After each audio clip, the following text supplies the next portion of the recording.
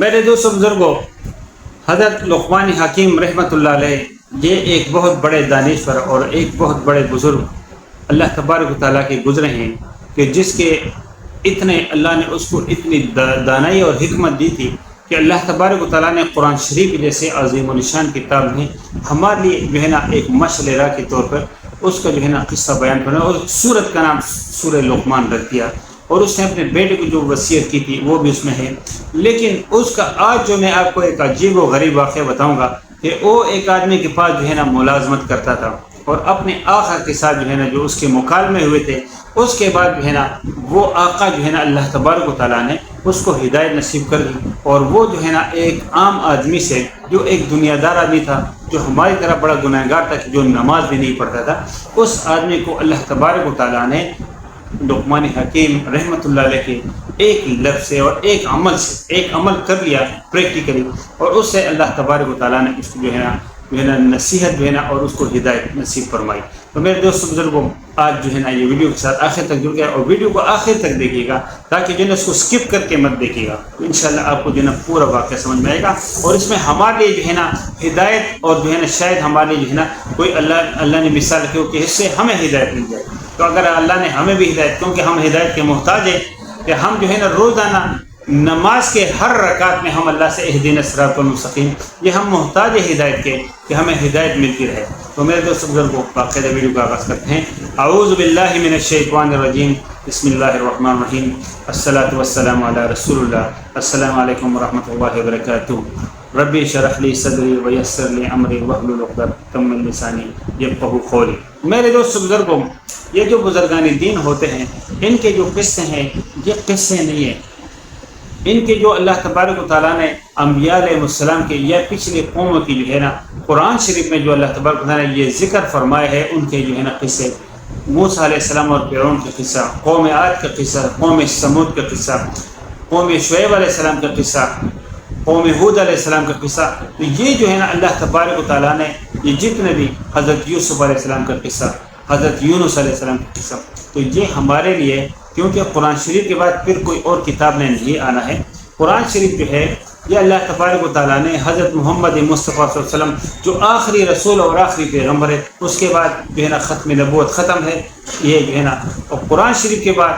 حضور صلی اللہ علیہ وسلم کے بعد کسی نبی نے نہیں آنا ہے قیامت تک، اور قرآن شریف کے بعد کسی اور کتاب نے نازل نہیں ہونا ہے۔ اس لیے جو ہے نا اللہ تبارک و تعالیٰ نے اس میں ہماری ہدایت کے لیے، کیونکہ یہ جو ہے نا اس سے تمام وہ چیزیں میسر ہو جاتی ہیں جو ہم کہ بھائی اس سے جو ہے نا ہمیں ہدایت کے علاوہ کہ اس میں ثواب بھی ملے گا۔ قرآن شریف کر رہا ہوں وہ یہ ہے کہ ہم جو ہے نا استفادہ اگر کریں گے تو ہم جو ہے نا وہ قرآن شریف ہے۔ تو میں آپ کو جو قصہ سنا تھا وہ لقمان حکیم رحمۃ اللہ علیہ کا، کہ وہ ایک بندے کے پاس ملازمت کرتے تھے۔ اب یہ تھوڑی سی ویڈیو لمبی کے لیے معذرت کے ساتھ یہ ضروری ہے کہ وہ ایک آدمی کے پاس ملازمت کرتے تھے، تو جب رات کو جو ہے نا وہ اس کا جو ہے جو آقا تھا وہ سو گیا، تو جب اس نے تھوڑی دیر جو ہے نا عبادت کر لی حضرت لقمان حکیم رحمۃ اللہ علیہ، تو اس کے پاس گئے، اس کو اٹھایا کہ اے آقا اٹھ جائیے اور تھوڑا سا اللہ کو یاد کر لیجیے گا، آپ غفلت جو ہے نا پڑے ہوئے۔ اس نے کہا مجھے سونے دے، جاؤ اپنا، اے میرے غلام جاؤ اپنا کام کرو۔ بہرحال وہ دوبارہ آئے اپنی عبادت میں لگے۔ جب پھر تھوڑا سا آدھی شب گزر گئی، نصف شب، تو پھر وہ اس کے پاس گیا کہ اے اللہ کے بندے، اے میرے آقا،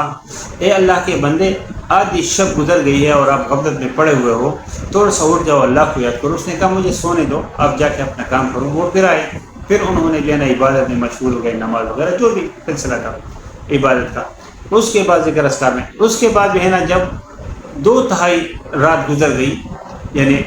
2/3، اس کے بعد جو ہے نا پھر اس کے پاس چلے گئے، ان کو بتایا کہ اے اللہ کے بندے اٹھ جاؤ،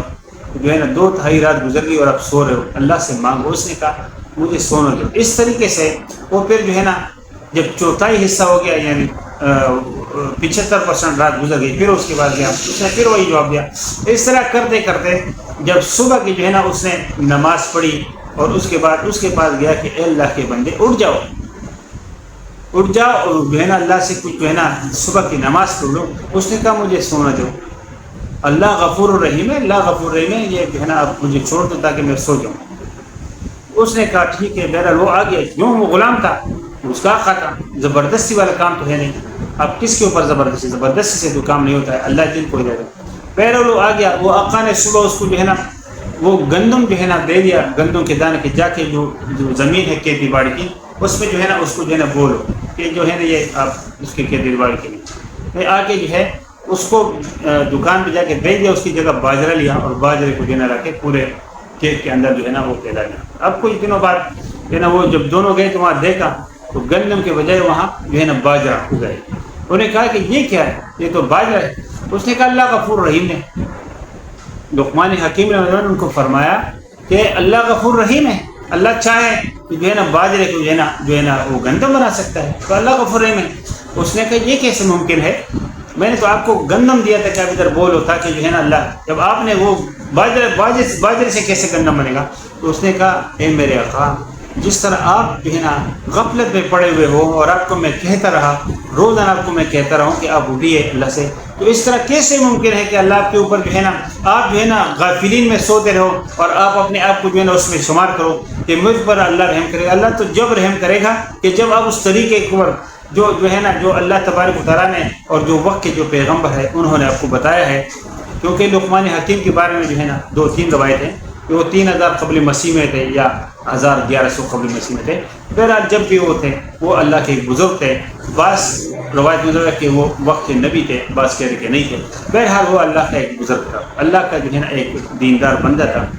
تو اس کے جو ہے نا وہ جو بات اس نے کی کہ اللہ غفور رحیم، لیکن اس طریقے سے نہیں ہے، جو اللہ نے طریقہ بتایا اسی طریقے سے ہم کریں گے تو اللہ غفور رحیم، تو وہ بات اس کے پلے پڑ گئی اور اللہ نے اس کو ہدایت نصیب کی، اور پھر جو ہے نا وہ غافلین سے جو ہے وہ جو ہے نا آیا اور وہ پھر ذاکرین میں شمار ہو گیا بندہ، اور پھر اللہ نے اس کو جو ہے نا اس وقت کا ایک درویش بنا لیا اور وہ اپنے وقت کا جو ہے نا پھر ایک داعی بن گیا اور ایک جو ہے نا وہ مبلغ اسلام بن گیا۔ تو میرے دوست بزرگوں،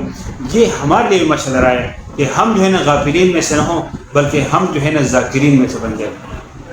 کیونکہ حضور صلی اللہ علیہ وسلم کا فرمان بارک ہے کہ ذاکرین کی جو نسبت ہے وہ اللہ کے ہاں ایسے کہ جیسے زندہ ہے، اور جو ذکر نہیں کرتے ان کی مثالیں جیسے مردے ہیں۔ تو ہم جو ہے نا زندوں میں سے بن جائے، ذکر کرنے والوں میں بن جائے۔ تو میرے دوست بزرگوں، اگر ویڈیو اچھی لگی ہو تو دوسروں کے ساتھ ضرور شیئر کیجیے گا، اور اگر آپ کو اچھی لگی ہو تو تھمز اپ دے دیجیے گا، لائک کر دیجیے گا۔ جو لوگ چینل پہ نئے ہیں ان سے میری درخواست ہے کہ چینل کو ضرور سبسکرائب کریں، بیل آئیکن کو بھی پریس کریں تاکہ آنے والی تمام ویڈیوز کی نوٹیفیکیشن بر وقت آپ کو ملتے رہے۔ انشاءاللہ تعالیٰ ملتے ہیں ایک نئی ویڈیو میں ایک نئی معلومات ساتھ، تب تک اللہ اپنے حفظ و امان میں رکھیں۔ وما علینا الا البلاغ المبین۔ السلام علیکم ورحمۃ اللہ۔